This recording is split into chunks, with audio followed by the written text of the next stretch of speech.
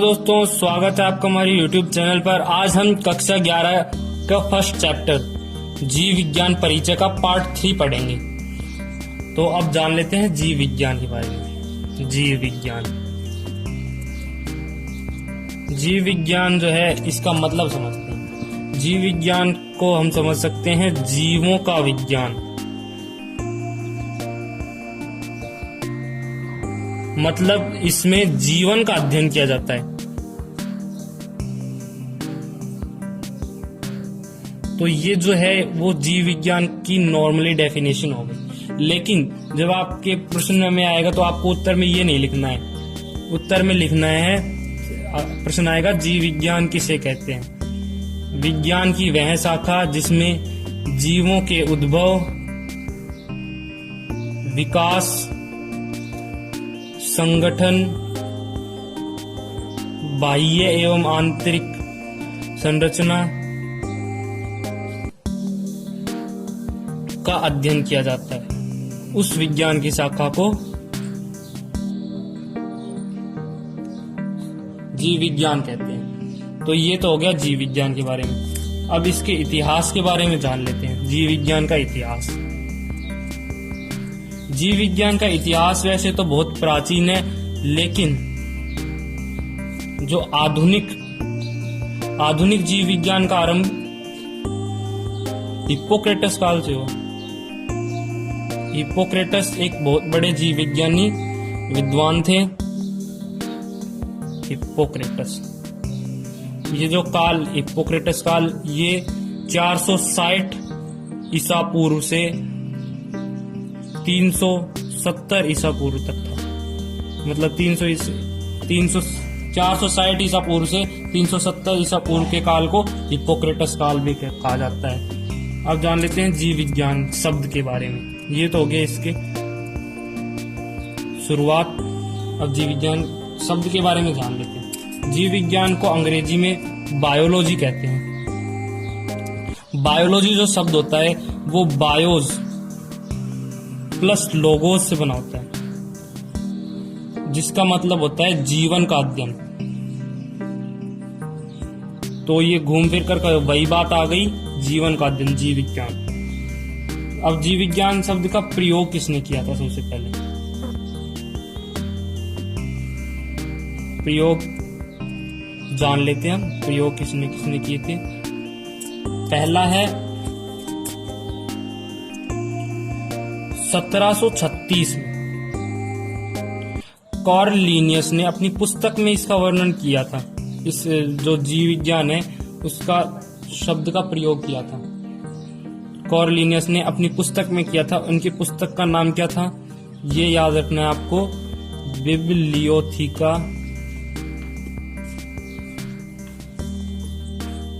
बोटनिका। ये जो बुक है इसका नाम आपको याद रखना। सेकंड नंबर पर इसका अध्ययन किया किसने, जो प्रयोग किया था वो किसने किया था? माइकल क्रिस्टोफ हिनॉक ने। 1966 में माइकल क्रिस्टोफ हिनॉक ने किया था इसका उपयोग। इसके बाद ये जो जीव विज्ञान शब्द है वो धीरे धीरे प्रचलन में आ गया इस तरह। अब जान लेते हैं इसकी जो खोज वगैरह हैं और जो विद्वान हुए बड़े बड़े उनके बारे में। नंबर 1 है अरस्तु। अरस्तु यूनान के थे, यूनान देश है उसके थे अरस्तु।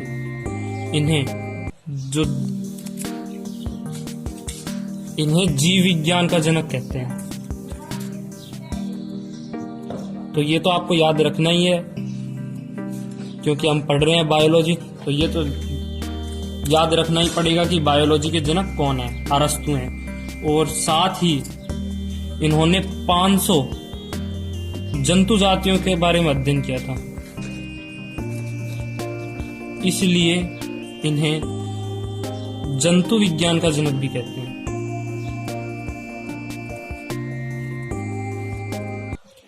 अरस्तु ने 500 जंतु जातियों का अध्ययन किया था, इसलिए अरस्तु को जंतु विज्ञान का जनक भी कहते हैं। सेकंड है अरस्तु के शिष्य, अरस्तु का शिष्य था थियोफ्रास्टस।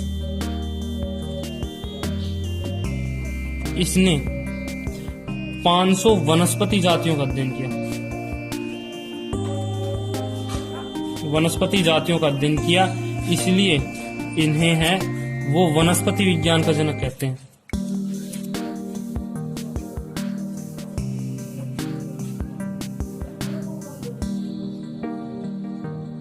जनक कहते हैं।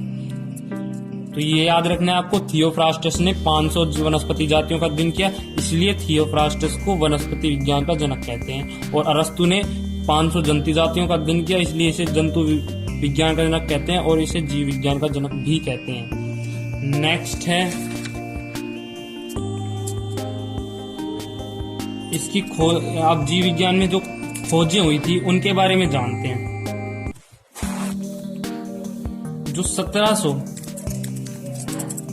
1773 में एंटोनी वॉन लीवेनहॉक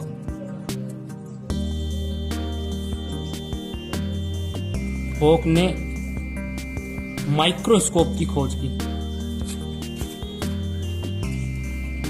माइक्रोस्कोप की खोज के बाद जो जीव विज्ञान में है वो उत्कृष्ट वृद्धि हुई, क्योंकि माइक्रोस्कोप के कारण जो छोटे जीव जंतु थे उन्हें देखा जा सका, और जो जीवाणु थे, जीवाणु को सबसे पहले देखने वाले भी यही थे, एंटोनी वॉन। इसलिए एंटोनी वॉन लीवेनहॉक को जीवाणु विज्ञान का जनक कहते हैं।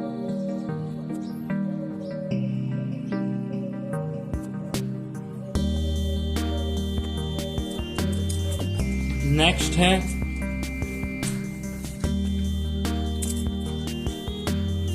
1707 से 1778 तक जो कैरोलस लीनियस है,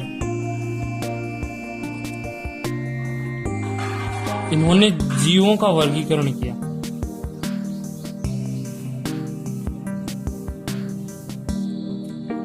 इन्होंने जो है जीव जगत को वर्गीकृत किया, इसलिए इन्हें आधुनिक वर्गीकरण विज्ञान का जनक भी कहते हैं।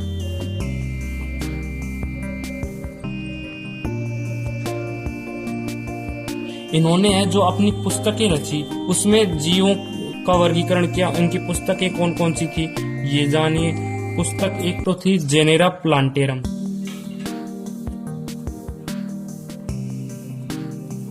व स्पीसीज प्लांटेरम। दो पुस्तक थी ये।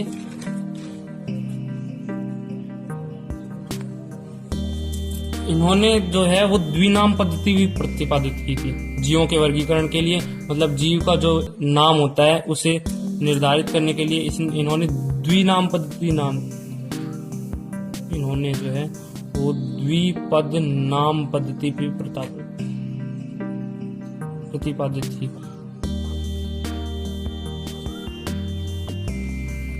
चलिए जान लेते हैं अगले विद्वान के बारे में। अगले विद्वान है स्लीडन में स्वान। इन्होंने 1838 से 39 में कोशिका सिद्धांत प्रतिपादित किया। कोशिका सिद्धांत स्लीडन में स्वान ने दिया था। इसके अंतर्गत निम्न बातें हैं। स्लीडन जो कोशिका सिद्धांत है वो क्या है अब जान लेते हैं। कोशिका सिद्धांत पहला इसका है कि जो सभी जीव होते हैं वो कोशिका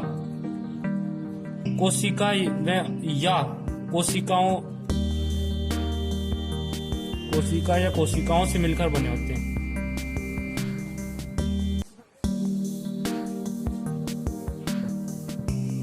इसका मतलब जो कोशिका होती है जीव की संरचनात्मक व क्रियात्मक इकाई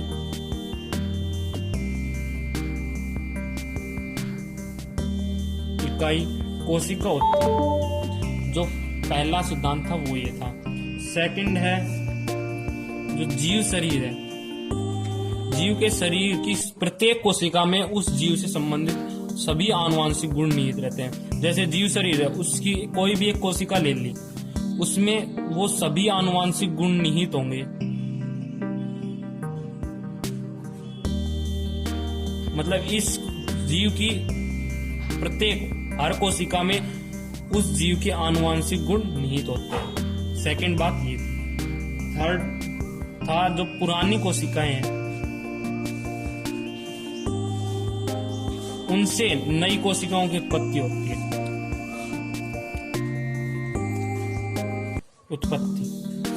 जो पुरानी कोशिका होती है उसके समसूत्री या अर्धसूत्री विभाजन से नई कोशिकाओं का निर्माण होता है।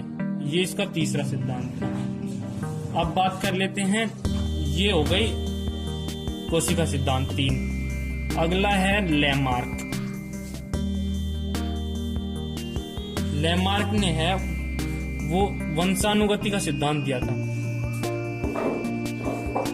मतलब हर एक वंश में जो जीव होता है उसमें कुछ परिवर्तन होते हैं जो उस जीव से अनुकूल होते हैं, मतलब उस जीव के लिए लाभप्रद या हानिप्रद हो सकते हैं। तो अब जान लेते हैं जीव वंशानुगति का सिद्धांत क्या है। इन्होंने बताया था कि जिस अंग का हम अधिक उपयोग करते हैं, वो विकसित हो जाते हैं, जबकि जिसका कम उपयोग करते हैं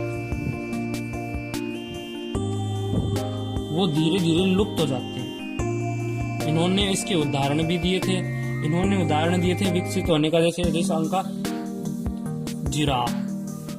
इन्होंने बताया था कि प्रारंभ में जब पृथ्वी पर ये जीव थे तब जिराफ की जो गर्दन थी और जो अगले पैर थे वो छोटे ही थे, लेकिन जैसे जैसे वातावरण में परिवर्तन हुआ और भूमि की घास कम होने लगी तो ये जो जीव है वो पेड़ पौधों पर आश्रित होने लगे, जिससे इन्होंने निरंतर अपनी अगली टांगों और गर्दन में खिंचाव किया, जिससे पहले तो वो छोटी थी, वो खिंचाव के कारण धीरे धीरे बढ़ती गई।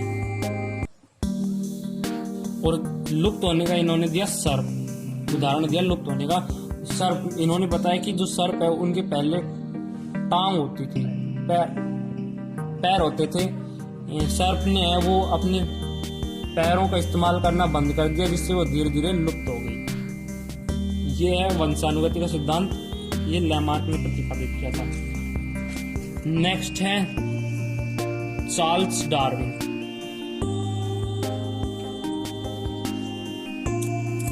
इन्होंने प्राकृतिक वर्ण का सिद्धांत दिया था। वर्ण, प्राकृतिक वर्ण मतलब प्राकृतिक चयन का सिद्धांत। ये कब दिया था इन्होंने? 1858 को। इसमें इन्होंने क्या बताया? इसमें इन्होंने बताया कि जो भी है जिराफ वगैरह उनमें अंग का उपयोग अधिक करते हैं, उससे वो अधिक विकसित नहीं होते हैं, और जिनका कम उपयोग करते हैं वो लुप्त नहीं होते हैं। इन्होंने बताया कि प्रकृति उन्हीं लक्षणों का चयन करती है जो प्रकृति के अनुरूप होते हैं, मतलब प्रकृति चयन करती है। इसलिए इन्होंने अपनी जो सिद्धांत का नाम दिया वो प्राकृतिक चयन का सिद्धांत दिया। इसके अनुसार जब प्रारंभिक समय में जिराफ की 2 जातियां थी, छोटी गर्दन वाली और छोटे पैरों वाली, और बड़ी गर्दन, लंबी गर्दन और बड़े पैरों वाली। तो जब भूमि पर घास कम हो गई तो छोटी गर्दन वाले लुप्त हो गए और बड़ी संख्या वाले धीरे धीरे विकसित हो गए। ये है प्राकृतिक वर्ण का सिद्धांत। नेक्स्ट है ग्रेगर जॉन मेंडल।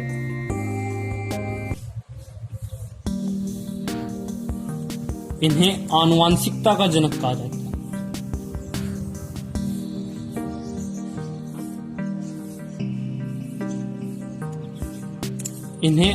इन्होंने आनुवांशिकता का सिद्धांत दिया था। आनुवांशिकता का सिद्धांत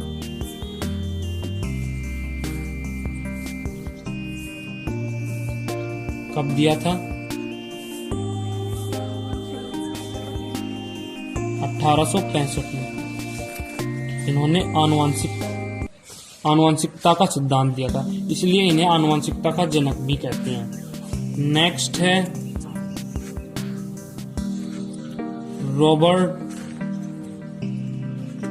वुडबर्ग। इन्होंने 1960 में कृत्रिम पर्णहरित का संश्लेषण किया। नेक्स्ट है जेम्स वाटसन व फ्रांसिस क्रिक। इन्होंने डीएनए का द्विकुंडली मॉडल प्रस्तुत किया।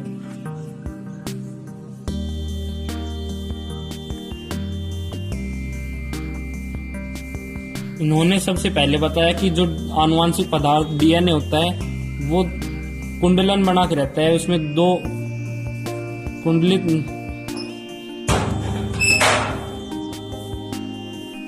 कुंडलन पाए जाते हैं जिसमें 4 अनुक्रम जुड़े होते हैं। इन्होंने डीएनए का द्विकुंडली मॉडल प्रस्तुत किया जिसमें एक होता है 3 प्राइम टू 5 प्राइम और ये सेकंड होती है 5 प्राइम टू 3 प्राइम। अब हम बात करते हैं 3 प्राइम और 5 प्राइम और 5 प्राइम और 3 प्राइम ये क्या है। ये जो डीएनए की एक लड़ी है, ये 5 प्राइम और ये 3 प्राइम, ये सिरे होते हैं। सिरे को नाम दिया गया 3 प्राइम और 5 प्राइम, और जो दूसरी लड़ी होती है वो 3 प्राइम टू 5 प्राइम, मतलब ये इधर जुड़ी होती है और ये इसके विपरीत क्रम में जुड़ी होती है। ये है डीएनए का द्विकुंडली मॉडल। नेक्स्ट सिद्धांत है जो जॉन गॉर्डन, ये विद्वान है। इन्होंने 1967 में मेंढक का क्लोन बनाया, मेंढक का क्लोन जो कशेरुकियों का पहला क्लोन था।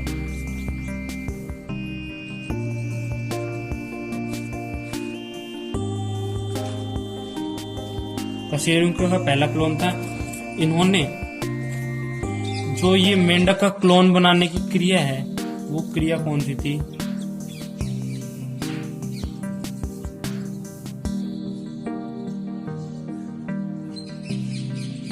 नाभिकीय ट्रांसप्लांटेशन। इन्होंने मेंढक का क्लोन नाभिकीय ट्रांसप्लांटेशन क्रिया के द्वारा किया, जो कशेरुकियों का पहला कौन था, प्रथम क्लोन था। क्लोन क्या होते हैं? जो जनक होता है उसके समान गुण, बाह्य और आंतरिक और जो आनुवांशिक गुण होते हैं वो सभी समान हो, उसे क्लोन कहते हैं। अब जान लेते हैं हमने क्या किया।